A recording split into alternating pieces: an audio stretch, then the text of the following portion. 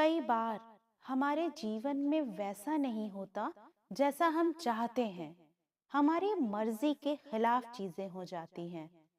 पर समय बीतने के साथ हमें ये एहसास होने लगता है कि जो बात हमें उस वक्त सही नहीं लग रही थी, उसी बात के लिए आज हम ईश्वर का धन्यवाद दे रहे होते हैं। तभी तो कहते हैं कि जो हुआ अच्छा ही हुआ, जो हो रहा है अच्छा ही हो रहा है, और जो होगा वो भी अच्छा ही होगा। एक बहुत ही प्यारी सी कहानी सुनाती हूँ। एक राजा का विशाल फलों का बगीचा था। उसमें तरह तरह के फल लगे हुए थे। उस बगीचे की देखभाल किसान और उसका परिवार किया करता था। किसान उस बगीचे से तैयार और मीठे फल रोज शाम को राजा के लिए ले जाता। एक दिन किसान ने बगीचे में आकर देखा कि नारियल, अमरूद, सेब, बेर सब पके हुए थे। किसान सोचने लगा कि कौन सा फल आज राजा के लिए लेकर जाऊं। न जाने उसके मन में क्या आया। उसने अंगूर की टोकरी भरी और राजा के लिए लेकर महल की ओर चल दिया। वो रास्ते भर सोचता जा रहा था।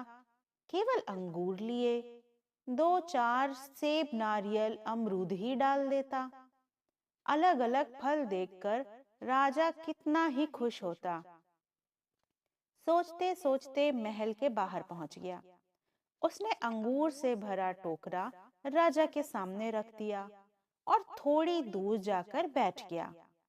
राजा किन्हीं दूसरे ख्यालों में खोया हुआ था। शायद किसी बात से परेशान या नाराज था। अपने ही ख्यालों में गुम, राजा टोकरी से एक अंगूर निकाल कर खाता और एक खींचकर किसान के माथे पर निशाना लगाकर मारता। राजा द्वारा फेंका गया अंगूर जब किसान के माथे या शरीर पर लगता तो किसान कहता, ईश्वर बड़ा ही दयालु है। राजा फिर एक अंगूर किसान की तरफ फेंककर जोर से मारता, और जब वो किसान को पड़ता तो किसान फिर कहता, ईश्वर बड़ा ही दयालु है। थोड़ी देर बाद राजा को अपनी गलती का एहसास हुआ। वो सोचने लगा, मैं किसान के साथ कितना बुरा बर्ताव कर रहा हूँ। और प्रत्युत्तर क्या आ रहा है? राजा ने किसान से पूछा, मैं बार बार अंगूर फेंक कर तुम पर मार रहा हूँ और तुम्हें लग भी रहे हैं, फिर भी तुम कह रहे हो ईश्वर बड़ा ही दयालु है।